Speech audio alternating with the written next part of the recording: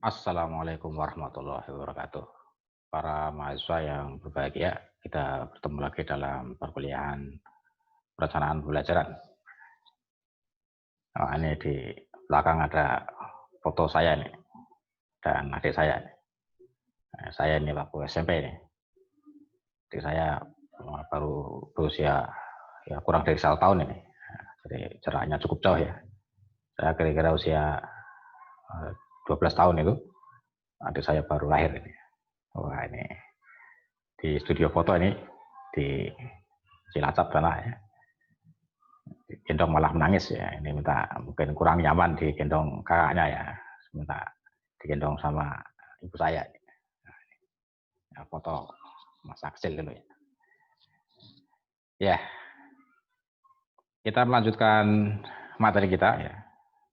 Masih seputar komponen-komponen tentang perencanaan pembelajaran ya.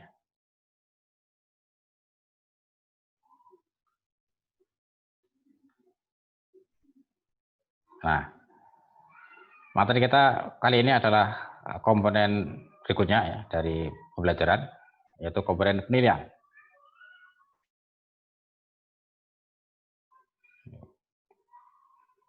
Penilaian dalam pembelajaran sejarah ini ya.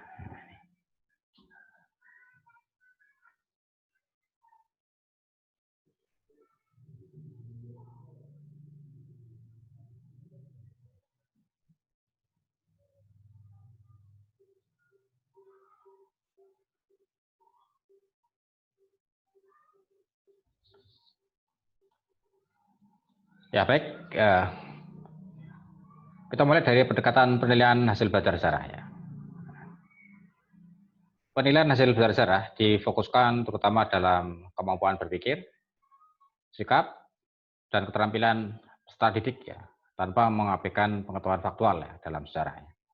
Ya, baik itu tahun, nama peristiwa, pelaku, tempat ya, maupun cerita sejarahnya itu sendiri ya.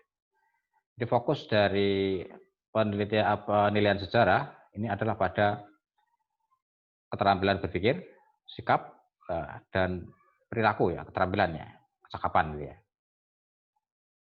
Tidak lagi difokuskan pada pengetahuan atau penguasaan pengetahuan sejarah ya, tapi kepada kemampuan berpikir ya. Nah, berarti kemampuan berpikir sejarah ini, kemudian sikap, sikap kesejarahan, dan keterampilannya, keterampilan-keterampilan yang terkait dengan pembelajaran sejarah gitu. Nah, ini fokusnya di situ, fokusnya ya. Kemampuan berpikir ya. Nah, apa ini indikatornya kemampuan berpikir sejarah berarti ini? Apa yang disebut dengan kemampuan berpikir sejarah ini? Nah ini. Nah ini beberapa indikator berpikir dalam sejarah ya. Yang pertama berpikir kronologis, berpikir sesuai urutan waktu ya, kronologi peristiwanya ya, urutan-urutan peristiwa berarti ya. Jadi mengajari kita tentang bagaimana berpikir runut secara urut ya, kronologi peristiwa ya. Dari manusia purba, sampai sekarang reformasi gitu ya. Itu harus runut ya. Kemudian berpikir konseptual ya. Ini konsep-konsep yang terkait dengan sejarah ya. Ada istilah negara ya, revolusi, perubahan ya, atau change, keberlanjutan ya, atau continuity ya. Pembabakan atau periode ya. Kemudian milenium atau abad ya. Kolonialisme, nasionalisme, dan seterusnya. Ini konsep-konsep yang berkaitan dengan sejarah ya. Berpikir konseptual ya. Nah, ini ya juga harus menjadi ukuran penilaian ya. Bagaimana siswa menguasai konsep-konsep ini. Gitu. Kemudian berpikir komprehensif ya, menyeluruh ya. Nah, bukan berpikir yang sepenggal-sepenggal ya. Jadi kalau membaca peristiwa sejarah ya, peristiwa sejarah dibaca secara utuh ya, bukan sepenggal-sepenggal ya. Hanya satu bagian cerita saja ya, tapi harus semua rangkaian peristiwa yang melingkupi suatu peristiwa sejarah ya harus dikuasai ya, dipelajari, dikuasai gitu ya.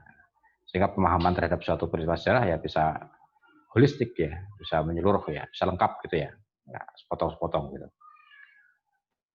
Kemudian berpikir analitis ya, ini membedakan fakta dan penafsiran. Antara fakta dan tafsir sejarah, interpretasi sejarah itu ya, Bagaimana membedakannya? Gitu. Kemudian fakta sejarahnya seperti apa? Kemudian interpretasi dari para sejarawan ini seperti apa? Nah, misalnya peristiwa G30S, ini kan fakta ya, terjadi ya. Kemudian tafsir-tafsir dari para sejarawan ya terkait peristiwa ini itu bagaimana? Nah, itu berarti bisa membedakan antara fakta dan peristiwa. Kemudian fakta dan bias sejarawan. Ini ya biasanya sejarah itu kan ditulis oleh para sejarawan ya. Dan sejarawan itu masing-masing punya latar belakang sendiri-sendiri ya, yang secara subjektif ya dimiliki oleh masing-masing sejarawan ya. Sejarawan Indonesia dengan sejarawan luar negeri, sejarawan mancanegara itu ya masing-masing bisa punya bias ya, bias Indonesia dan bias mancanegara ya. Kalau sejarawan Indonesia tentu akan lebih mengutamakan aspek-aspek yang sifatnya untuk kepentingan Indonesia, bangsa Indonesia ya. Kalau sejarawan dari mancanegara ya bisa jadi punya bias kepentingan negaranya sendiri ya, atau bias dirinya sendiri secara subjektif gitu ya, kecenderungan-kecenderungan yang ada pada yang dimiliki oleh sejarawan itu ya, itu juga penting untuk diketahui gitu ya.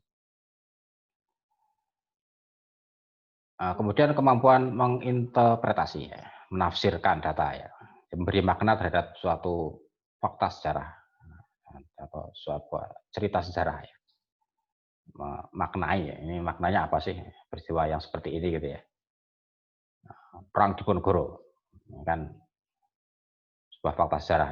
Bagaimana kita memaknai Perang Diponegoro? Nah, ini adalah bagian dari berpikir sejarah ya. Kemudian juga analisis isu sejarah ya. Ini berkaitan dengan berbagai interpretasi sejarah yang berbeda dari beberapa sejarawan. Isu-isu ya, seperti tadi ya, peristiwa G30S itu kan menjadi isu kontroversial ya dalam belajar sejarah ya. Karena apa? Karena terdapat berbagai versi interpretasi ya dari para sejarawan yang interpretasi itu berbeda-beda ya antara satu sejarawan dengan sejarawan lain ya, sehingga menimbulkan banyak versi ya dalam peristiwa G30S. Ini berarti G30S menjadi isu kontroversial ya. Nah, tulisan sejarahnya masih menjadi perdebatan ya, belum selesai ya, belum final ya, sehingga muncul berbagai versi gitu ya. Kemudian mengambil keputusan ya, menentukan peristiwa penting ya. Jadi ada sebuah peristiwa sejarah, ya ini pentingnya di mana sih ini? Nah, ini peristiwa penting atau peristiwa yang biasa ini? Ya. Ini ya, juga menjadi keterampilan berpikir dalam sejarah ya. Nah, berpikir dalam sejarah ini dengan berbagai indikator ini ya nanti ya kita melihat siswanya ya, siswanya siswa mana ini?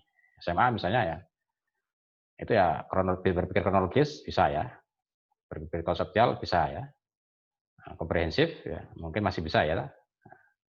Kemudian analitis, nah ini perlu bekal metodologis kalau ini ya. Kalau di siswa SMA sudah dibekali metodologi ya, sederhana itu ya. Nah, mungkin sudah bisa melakukan analisis secara sederhana tentang fakta-fakta dan interpretasi sejarah ya. Ini bisa masuk tapi jangan terlalu berat ya indikatornya ya. Kemudian menginterpretasi ya, ini barangkali kalau SMA ya, belum sampai sini ya. Nah, kalau sudah mahasiswa S1 ya sudah bisa melakukan interpretasi ya. Walaupun interpretasi yang ya dengan basis teori ya, basis metodologi ya masih cukup sederhana gitu, tapi sudah ada bekal untuk melakukan interpretasi gitu. Isu ya ini biasanya sudah menjadi domainnya, ranahnya para sejarawan ya, isu-isu kontroversial itu ya. Tapi mempelajari isu bisa ya, sudah kita bisa ya. Siswa SMA bisa, siswa SMA pun bisa ya mempelajari isunya ya, isu-isu kontroversial ya, isu-isu peristiwa G30 sebagai bisa ya secara bahan materi sudah bisa dipelajari ya. Tapi bagaimana menentukan bahwa peristiwa sejarah itu kontroversial ya, isunya apa ya, nah itu ranahnya sejarawan ya. Nah, kemudian menentukan peristiwa penting atau tidak penting ya ini sejarawan juga ya. Nah ini berpikir dalam sejarah ya.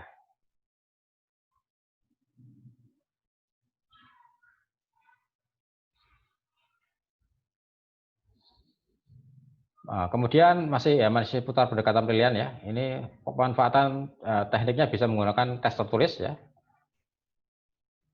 yang digunakan secara terbatas ya untuk mengetahui penguasaan materi ya, atau penguasaan fakta sejarah, pengetahuan sejarah ya. Pengetahuan sejarah siswa dinilai ya, tapi secara terbatas saja ya. Jangan terlalu banyak unsur pengetahuannya ya. Menilai pengetahuannya terlalu banyak ya. Porsinya jangan terlalu banyak ini ya. Terbatas saja ya. Dikit saja gitu ya. Karena fokus kita adalah pada tadi itu ya, keterampilan berpikir, sikap, dan keterampilan ya. Untuk menilai pengetahuan bisa dilakukan dengan tes tertulis ya, bisa dengan esai ya. Kemudian untuk mengukur kemampuan berpikir dan keterampilan sejarah serta nilai dan sikap ya, digunakan instrumen yang dikembangkan dari pendekatan otentik dan instrumen lainnya. Ini ada instrumen khusus untuk menilai kemampuan berpikir, sikap ya, dan nilai-nilai ya. Ya, nanti kita bahas ya ini ya. Nah, sehingga penilaian hasil besar kita menjadi lengkap ya. Ada aspek kognisinya ya, pengetahuannya, ada aspek afeksinya, ya, sikap dan nilai-nilainya, dan aspek psikomotoriknya ya, atau perilaku ya, tindakan ya, keterampilan yang sifatnya praktis ya, bisa kita amati gitu ya. Nah, kita mulai dari aspek pengetahuan dulu ya. Nah, aspek pengetahuan ini ada beberapa kategori atau pengetahuan ya dalam sejarah ya. Ada pengetahuan yang sifatnya faktual, ya. Misalnya ini pengetahuan tentang nama orang dalam peristiwa sejarah ya. Kemudian nama benda-benda ya, artefak ya, angka, tahun ya, istilah-istilah, nama kejadian atau peristiwa sejarah ya. Ini aspek faktual ya, fakta berarti ya. Ini ya relatif lebih simpel ini ya, pengetahuan tentang ini. Kemudian pengetahuan tentang konseptual ya. Ini pengetahuan tentang cara berpikir, keterampilan sejarah, kategori, klasifikasi, keterkaitan antara satu kategori dengan lainnya, hukum kausalita, definisi, teori. Sudah lebih level pengetahuan yang lebih tinggi ini ya. Teori ya, definisi ya. Keterampilan sejarah ya. Kategori ya, klasifikasi ya. Klasifikasi manusia purba misalnya. Nah, ini kan sudah konsep-konsep ya tentang manusia purba, jenis apa itu ya. Ini kategori klasifikasi gitu. Kemudian pengetahuan tentang prosedur, pengetahuan tentang proses melakukan penelitian sejarah ya, penulisan sejarah, memelihara peninggalan sejarah dan melakukan penilaian cerita sejarah. Ini tentang prosedur ya, cara-cara melakukan penelitian sejarah ini, berarti metode sejarah, pengetahuan tentang metode sejarah ya. Ini di SMA sudah diberikan secara sederhana itu ya, sudah ada ini. Kemudian juga pengetahuan yang sifatnya metakognitif ini, pengetahuan tentang bagaimana mencari pengetahuan, mengelola pengetahuan, dan memanfaatkan pengetahuan faktual, konseptual, dan prosedural dalam sejarah. Ini sudah lebih tinggi lagi ya, karena sudah terkait dengan bagaimana pengetahuan sejarah itu diperoleh, gimana caranya, dan bagaimana pengetahuan sejarah itu dikelola ya, diinventarisasi, ya. Kemudian bagaimana memanfaatkannya berbagai pengetahuan itu ya, ini sudah lebih tinggi lagi ya. Ya kalau di SMA ya faktual ya bisa, konseptual ya masih bisa ya, prosedur bisa ya. Tapi kalau metakognitif ini barangkali masih cukup berat ya bagi siswa SMA ya. Ya dengan bekal metodologi yang sederhana sudah bisa sebenarnya ya. Tapi jangan terlalu berat ini ya nanti ya, indikatornya ya untuk pengetahuan yang sifatnya metakognitif ya. Ya, baiklah. Kita mulai dari hasil belajar yang sifatnya kognitif ya. Jadi nanti ada hasil belajar yang sifatnya kognitif, afektif, dan psikomotorik tadi ya. Nah, kita mulai dari penilaian terhadap pengetahuan atau terhadap aspek kognitifnya. Ya. Nah, kemampuan kognitifnya ini ada bertingkat-tingkat juga ya, berjenjang juga ya. Yang pertama adalah kemampuan mengingat ya, ingat ya. Mengemukakan kembali apa yang sudah dipelajari dari guru, buku, atau sumber lainnya sebagaimana aslinya tanpa melakukan perubahan. Jadi hanya sekedar mengingat saja. Mengingat peristiwa perang Diponegoro. Peristiwanya bagaimana ya? tahunnya berapa, selama berapa tahun, ya toh, peristiwanya gimana, ya, bagaimana proses peristiwa sejarah itu terjadi, gitu ya. Ini mengingat ya. Instrumennya bisa tes, ya toh. Tes, bisa tanya jawab, bisa diskusi, ya, bisa dialog, ya, bisa observasi, ya. Guru melakukan pengamatan, ya. Sejauh mana sih siswa bisa mengingat peristiwa itu, misalnya, bisa bertanya, ya, sejauh mana pengetahuan siswa terhadap peristiwa itu, ya. Atau diskusi, ya. Ini. Kemudian memahami, ya. Ini sudah ada proses pengolahan dari bentuk aslinya, tetapi arti dari kata, istilah, tulisan, grafik, tabel, gambar, foto tidak berubah, ya. Jadi sudah mencoba, ya, memahami dengan tafsir, ya, atau pemaknaan dari siswa sendiri, gitu ya. Berusaha belajar memaknai ini, ya, sehingga dia paham, ya. Jadi pemaknaan suatu kalimat atau paragraf tulisan data sesuai dengan kemampuan siswanya, ya. Ya, siswa membaca sebuah data tulis sejarah, kemudian bagaimana dia memaknai itu sesuai dengan kemampuannya, ya. Kemudian memperkirakan kemungkinan yang terjadi suatu informasi yang terkandung dalam suatu ya, kalimat, ya, atau cerita sejarah, ya. Nah, ini misalnya bentuknya tes, ya, atau makalah, atau tugas, atau proyek, ya. Misalnya kalau tes, ya, Perang Diponegoro, bagaimana siswa memaknai, ya, peristiwa itu, dan bagaimana memperkirakan, ya, dengan peristiwa seperti itu kira-kira nanti prediksinya bagaimana, ya. Nah, ini butuh pemahaman, ya. Oh, peristiwa Perang Diponegoro disebabkan karena kebijakan-kebijakan pemerintah kolonial yang merugikan, ya, Pangeran Diponegoro dan para pengikutnya, itu, ya, mengancam eksistensi mereka, ya, sebagai kelompok di tanah Jawa, ya, yang kuat basis keagamaannya, ya, itu mengancam atau mengganggu eksistensi para Diponegoro dan para pengikutnya, gitu, ya. Dan lebih jauh lagi itu mengancam, ya, kehidupan masyarakat di tanah Jawa waktu itu, ya. Nah, ya, terjadilah perang Jawa, ya.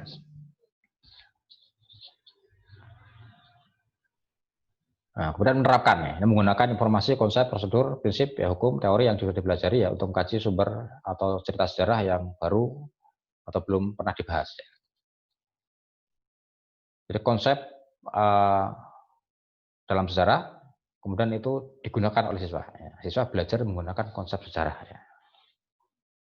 Nah, misalnya yang dikatakan ini kemampuan mengkritik sumber sejarah, ya, cara berpikir dan keterampilan metodologi sejarah dalam mengkaji suatu peristiwa sejarah, ya. Nah, instrumennya bisa tugas, ya, bisa makalah, ya, bisa membuat suatu proyek kecil, ya, mini proyek, ya. Nah, jadi misalnya siswa ditugaskan untuk membaca sumber konsep dalam sejarah, misalnya itu ada konsep kritik, ya, kritik sejarah, yang mengkritisi sebuah sumber sejarah. Nah, siswa belajar itu. Nah, ini ada sumber, misalnya guru memberi satu sumber sejarah, sebuah sumber tertulis, misalnya, ya, dokumen sejarah, misalnya. Nah, kemudian siswa beri tugas, ya, untuk menerapkan konsep kritik sejarah, ya. Baik kritik intern maupun kritik ekstern, ya. Dari sisi intern, nah, bagaimana tentang isi dari sumber itu, ya, sumber tertulis itu, isinya apa? Dari sisi ekstern, dari sisi wujud, ya, wujud fisik, ya, dari sumber itu, ya. Nah, itu siswa belajar itu, misalnya. Ini berarti sudah belajar menerapkan konsep. Kemudian menganalisis, ya. Ini menggunakan keterampilan berpikir sejarah, ya, dalam menentukan keterkaitan antara suatu fakta dengan fakta lain, ya, atau satu kejadian dengan satu kejadian lain, ya. Jadi mencari hubungan, menganalisis hubungan-hubungan, ya, dalam peristiwa sejarah, ya, antara satu yang lain, ya. Ini bisa dalam bentuk makalah, tugas, ya, atau proyek juga, ya. Ini misalnya karena kita di Madiun misalnya ya, ini yang menarik barangkali bagi siswa ya. Nah, ini di Madiun dulu ada peristiwa 48, merupakan PKI di Madiun ini ya. Kemudian tahun 65 juga ada peristiwa yang berkaitan dengan PKI juga ini. Nah, ini bisa ya. Siswa diberi tugas untuk bagaimana hubungan antara peristiwa PKI Madiun dengan tahun 65. Ada hubungannya enggak? Ada keterkaitan enggak? Nah, itu ya. Nah, ini keterampilan analisis ini sudah lebih canggih lagi ya keterampilan ini ya. Nah, tapi secara sederhana, siswa SMA misalnya sudah bisa ya. Silakan sesuai dengan kemampuan kalian ya, buat analisis tentang hubungan antara peristiwa 48 dengan 65 ya, sesuai berdasarkan sumber-sumber yang ada ya. Nah, kemudian mengevaluasi ya. Ini menentukan nilai suatu benda atau informasi berdasarkan suatu kriteria ya. Ini sudah lebih tinggi lagi ya, menilai berarti ini ya, mengevaluasi ya. Misalnya indikatornya menilai apakah informasi atau fakta yang digunakan valid ya, apakah cara bercerita mengenai peristiwa sejarah menarik bagi dirinya, apakah hubungan antara sebab peristiwa dengan sebab peristiwa lain, ya. Apakah ada kesimpulan yang diambil didukung oleh cerita sejarah yang dikemukakan. Ya. Misalnya ada suatu teks sejarah, ya, cerita sejarah, ya, siswa diminta menilai ini. Anda ya, silakan kalian baca. Ya. Ini menurut kalian bagaimana ini? Narasi sejarah yang seperti ini, nah, itu berarti sudah menilai. Wah, ini narasinya bagus Pak ini ya. Walaupun ini cerita sejarah, tapi ceritanya menarik ya. Ditulis dengan bahasa yang ada unsur sastranya ya, bahasanya sangat sastrawi gitu ya, sehingga dibaca menarik sekali dibaca ini, tidak membosankan gitu ya. Nah, itu berarti menilai ya. Bisa guru bisa memberi tugas ya pada siswa seperti itu. Nah, ini lebih tinggi lagi ya, menciptakan ya, mengkreasi berarti ya. Mengkreasi ya. Membuat suatu yang baru ya dari apa yang sudah ada gitu ya. Sebagai hasil merupakan suatu kesatuan utuh ya, ini mengkreasi, membuat sesuatu yang baru ya. Misalnya membuat cerita sejarah dari berbagai sumber bacaan ya. Membuat suatu benda dari banyak saja dan seterusnya ini. Jadi misalnya kalau sejarah ada peristiwa sejarah, peristiwa perang Diponegoro tadi misalnya ya. Nah, siswa ditugasi untuk menarasikan kembali ya cerita perang Diponegoro. Kan dia mengkreasi sebuah narasi sejarah yang berbeda dengan narasi sejarah yang ditulis oleh sejarawan ya. Peristiwanya sama, tapi dengan kreasi siswa sendiri gitu, dengan narasi siswa sendiri. Nah, ini. Nah, bisa dibuat ditugasi memberi makalah ya tentang peristiwa Diponegoro ya, tapi dengan narasi siswa sendiri gitu. Nah, itu kognitif ya. Ya, semua tadi itu indikator-indikatornya dari mengamati sampai mengevaluasi itu ya sesuai dengan K13 itu ya. Kemudian untuk aspek afektif ya, sikap ya, nilai-nilai ya. Ini aspek belajar yang dinilai adalah pengetahuan tentang nilai, sikap, ini sampai sikap ya, tentang sikap dan pengetahuan tentang perilaku ya. Jadi pengetahuan tentang nilai nasionalisme ya. Bagaimana pengetahuan siswa tentang nilai-nilai nasionalisme? Nasionalisme adalah ini ya, wujudnya, bentuknya itu seperti ini, nasionalisme itu. Terus sikap-sikap yang relevan dengan nasionalisme itu bagaimana? Perilaku-perilaku yang relevan dengan nasionalisme itu bagaimana? Tuh siswa tahu itu ya. Tes ya, pengambilan siswa tentang ini dites ya. Bisa dengan tertulis ya, bisa dengan lisan ya, misalnya udah lisan gitu. Ini ketua tentang nilai, sikap, dan perilaku. Kemudian sikap tentang nilai itu sendiri. Jadi sikap siswa terhadap suatu nilai itu juga bisa dinilai ya. Jadi, sikap siswa tentang nasionalisme, gimana sikapnya? Mendukung, penuh komitmen, atau sebaliknya menganggap nasionalisme justru menjadi masalah gitu ya. Bukan sikap yang sesuai ya, yang relevan ya misalnya. Ada yang misalnya ada yang menilai seperti itu misalnya, wah ternyata nasionalisme ini malah bertentangan dengan agama saya misalnya. Nah, itu, wah, sikap itu bisa dinilai ya dengan memberikan pertanyaan ya, atau dengan apa lisan ya, ditanya secara lisan atau dengan tes lisan itu ya, bagaimana sikap siswa tentang nilai-nilai. Nah, ini. Nah, kemudian ini yang psikomotorik ya, hasil belajar yang sifatnya psikomotorik ya, berarti tindakan ya, perilaku ya. Nah, jadi perilaku siswa yang mencerminkan sebuah nilai misalnya. Nah, indikatornya misalnya kata-kata yang diucapkan atau pekerjaan yang dilakukan ya, cara dia bertingkah laku. Itu perilakunya mencerminkan sebuah nilai yang dipetik dari sebuah berita sejarah atau tidak. Nasionalisme tadi misalnya, dia mengungkapkan sesuatu yang bisa menjadi ukuran bahwa dia seorang yang komit ya dengan nilai nasionalisme atau tidak. Nah, juga tingkah lakunya ya, ketika ada peristiwa-peristiwa yang di situ ada momen untuk mengaktualisasikan nasionalisme, nah, dia bagaimana dia perilakunya, tindakannya, ya. Upacara bendera misalnya. Nah, bagaimana setiap dia mengikuti upacara bendera? Ya, ini bisa diamati ya, bisa diobservasi oleh siswa, oleh guru ya. Oh, setiap kali hari Senin upacara bendera, wah ini nggak hadir ya, nggak ada ya.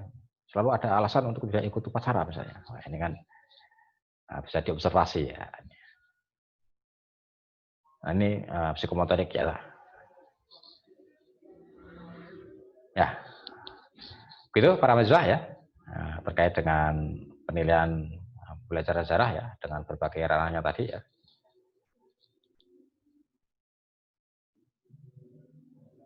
Ya, ini penilaian itu salah satu komponen dari perencanaan. Sehingga dengan memahami aspek-aspek yang terkait dengan penilaian ya, ini diharapkan kita bisa nanti menjadi bekal bagi kita untuk menyusun sebuah perencanaan pembelajaran gitu ya. Ya, baiklah, terima kasih. Ya, sekiranya ada sesuatu yang belum jelas bisa ditanyakan di forum ini ya, atau di forum lain bisa ya, silakan ya. Nanti bisa kita respon, bisa kita jawab ya, atau bisa kita jadikan bahan diskusi bersama ya. Ya, terima kasih. Assalamualaikum warahmatullahi wabarakatuh.